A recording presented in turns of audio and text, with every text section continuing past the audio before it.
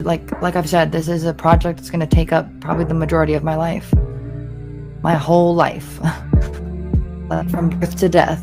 It's going to take up a big chunk of my life. I take my art I take it to heart a lot. I'm very close to it. You might know Ethel Cain from the songs American Teenager or Strangers, which gained popularity on social media throughout last year, drawing listeners in with her haunting lyrics and captivating melodies. But what you may not know is that Ethel Cain is more than just a musician. She's a character. Ethel Lenora Cain is the character created by Hayden Silas Anadonia. Hayden spent years carefully crafting and perfecting the intricate story of Ethel Cain, a persona that is deeply tied to the themes of trauma, identity, and Southern Gothic Americana. This character is brought to life in Hayden's debut album, Preacher's Daughter. Released in 2022, this album tells a narrative filled with emotional depth and complexity, exploring the struggles of faith, family, and self-discovery. Hayden's attention to detail and storytelling allowed Ethel Cain's world to unfold in a way that captivated listeners, establishing Hayden as a unique and compelling figure in the music scene.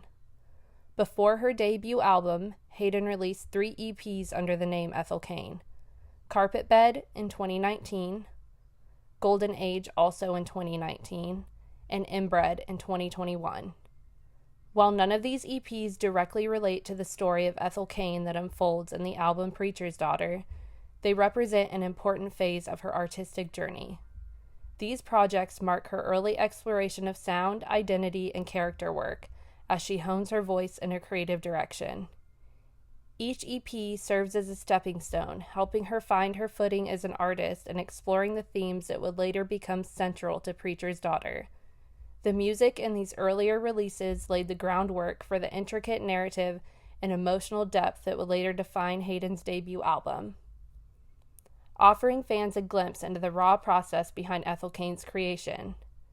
Preacher's Daughter is a hard-hitting 1 hour and 16 minutes of heartbreak, trauma, and death. Hayden originally wanted to be a filmmaker, and the story of this album is based on a screenplay she wrote. Hayden has plans to turn this story into a novel titled Diary of a Preacher's Daughter, and she has released a single page of this novel to the public.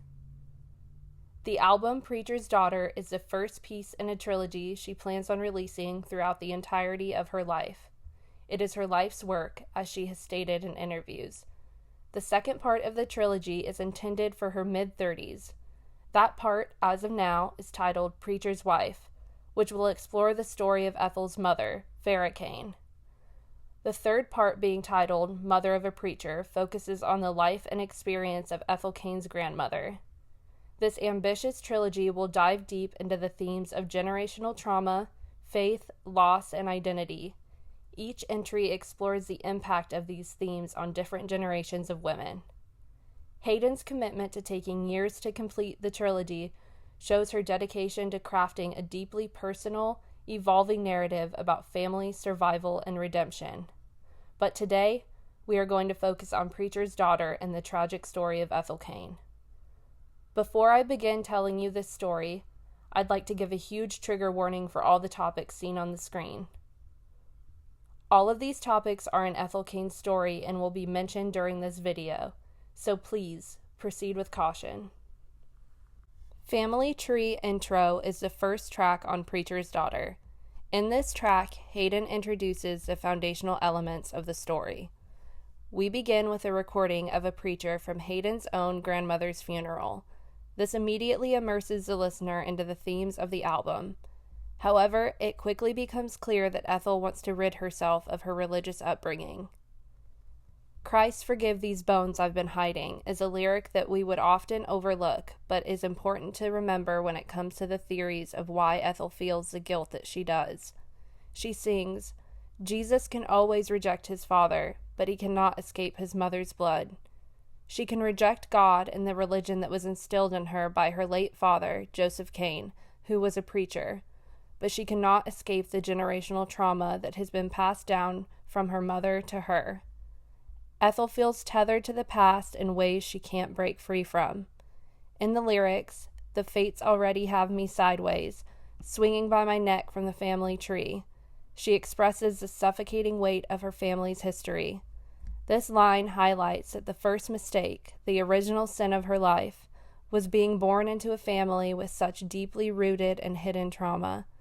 This generational trauma she has inherited feels like a curse she can't escape, and this sets the tone for the rest of the album. Ethel grapples with these feelings as well as the longing for liberation. Track 2 is titled American Teenager. Sonically, this song is the most upbeat on the album. When we take a look at the lyrics, we see Ethel paint us a picture of the town she grew up in. Ethel grew up in Shady Grove, Alabama, set in 1991, a small town that is instilled with Southern Baptist values. Although people in the town have begun to move away after a tornado struck a few years back. She paints a picture of a decaying small town in Southern America where the people who reside there hold fast to the values that were instilled in them by previous generations. The decay of the town reflects the decay of her belief systems and the slow rot that comes with trauma and abuse that is kept a secret and disguised behind the guise of religion. She mentions that her neighbor's brother went to fight in the war and that his death was his fault because he wanted to go. This tells us that the town encourages these children to go fight in wars, and that Ethel doesn't necessarily agree with this, as we see throughout the song, as she sings about another red heart taken by the American dream. Ethel looks back on her life before the album's main events take place, cheering for the high school football team and memories of the street she grew up on. We also learn that Joseph Cain, Ethel's father, passed away. She since has taken his place delivering sermons on Sundays, yet she shows up drunk and wonders why she can't feel Jesus in the room with her anymore. She drinks whiskey to numb herself after her lover Willoughby Tucker left her and the decaying town to never return. We see her internal struggles manifest outwardly. She is torn between the life she was taught to live and the one she is trying to survive. Track 3, A House in Nebraska, is our introduction to Willoughby Tucker, the one person Ethel said is the only man she ever truly loved and felt comfortable around. In this track, pushed forward by reverbed piano, Ethel opens up about a house in Nebraska. In reality, it is an abandoned farmhouse that Willoughby and her used to escape to and dream of renovating and building a life together in one day. She sings, "You and me against the world, you were my man and I your girl. We had nothing except each other, you were my whole world." Only then to reveal that a day came when Willoughby up and left, leaving Ethel alone and agonized by the loss. Ethel formed a bond with Willoughby's family, and even his mother would reach out to her after he left to check in and make sure she was doing okay. Ethel lies to her, as she does everybody else, letting her know that she is okay, while we, as the listener, know she is not. She feels an overwhelming sense of guilt, but we are never actually told about what or why she does. All we know is that Ethel knows she is the reason that Willoughby will never come back home. This is important for later. In track 4, Western Nights, we learn that Ethel has met a new man, Logan Phelps, who is essentially a rebound to distract her from the pain of losing Willoughby. Logan is a known criminal who shows little to no interest in Ethel's emotional well-being, only caring about the sexual aspect of their relationship. Ethel tries her best to convince herself and the listener that she is happy, but she is miserable and trapped in a cycle of physical and mental abuse at the hands of Logan. This is also where we get the feeling, as a listener, that Ethel is an unreliable narrator as she speaks of her father, saying that she hasn't spoken to him in a long time and that she doesn't want him to worry about her. Ethel finds herself staying in rundown motels and being put in dangerous situations as she helps Logan commit robberies. She fabricates events to help herself and others in order to feel better about her situation. Her attempts to rewrite her narrative to herself, reflecting her deep denial and self-deception as she tries to escape the weight of her trauma. We return to Family Tree in track 5, yet now it is a more developed version of the previous track. We learn that the abuse of Logan has increased, but Ethel rewrites this narrative as well, saying that she'll let him make a woman out of her. We also learn that Ethel wants to fight back, whether against Logan or against her upbringing is unclear, as she sings, "I'm just a child, but I'm not above violence," which is important to the later narrative, as she says, "I've killed before and I'll kill again," leaving us to wonder if her father's passing was not entirely accidental, and Willoughby left when he found out this information. We learn that Logan has been killed in a failed robbery, leaving Ethel shattered and disconnected from love and her idea of love. She feels an indifference towards her self-worth. She describes her life as feeling like hell and that it has always been this way. After enduring so many painful and traumatic experiences in her past, she has grown numb to fear and suffering. In track 5, Hard Times, Ethel revisits her traumatic childhood. At 9 years old, Ethel's father, who was seen as a respectable preacher in their community, began to sexually assault her. The abuse left long-lasting scars on Ethel and her psyche. As an incredibly sheltered child, Ethel was left vulnerable to manipulation and didn't understand that some types of love could be bad. She tells us that she still pretends that he was a good guy, and she wishes she could see her father as others in the community did. This also plays into the idea, however, not confirmed in the canon, that Ethel may have been the cause of her father's passing. Throughout the song, we see the way that her father's predatory behavior haunts her as she sings, "I'm tired of you still tied to me." Ethel acknowledges her father's dual nature, the quote good person unquote he was outside of the abuse she endured, and the abuser.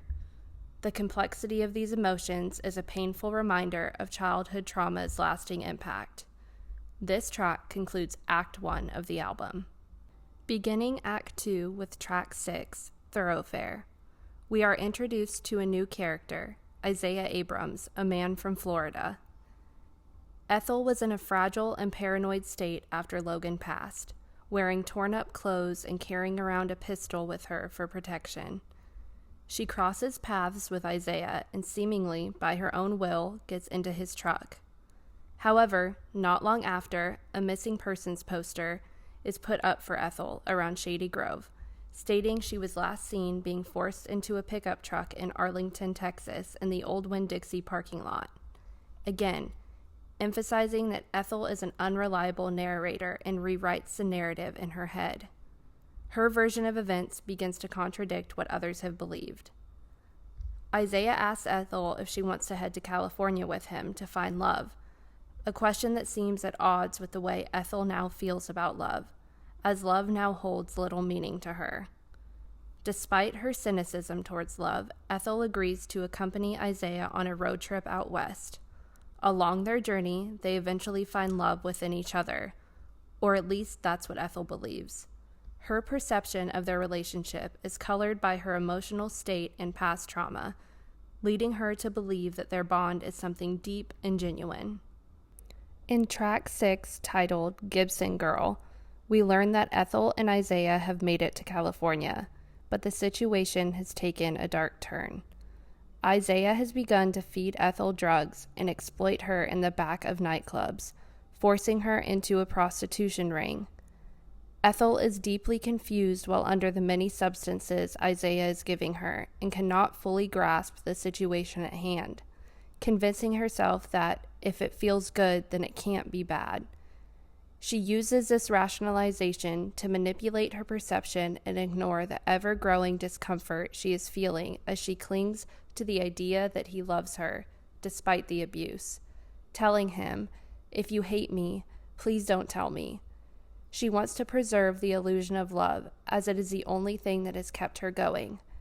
This illusion of love is her lifeline, even if it is a lie. It further perpetuates the cycle of self-deception, as she is too afraid to confront the reality of just how bad her situation is. Track 9, Talmaya, is undoubtedly the heaviest track on this album. both musically and thematically. In Dante's Inferno, Ptolemaea is the third ring of hell, a place reserved for those who have committed acts of betrayal. This aligns with Ethel's sense of guilt as she feels like she has betrayed her family by straying so far from the values and upbringing she once knew. It is also reflective of the betrayal she experiences from Isaiah in this track. At this point in the story, Ethel is heavily drugged, which makes her an easy target for Isaiah to begin filling her head with lies and manipulation to keep her under his control. He views her as innocent and pure. He attributes these traits to her sheltered upbringing, which makes it easier for him to exploit her.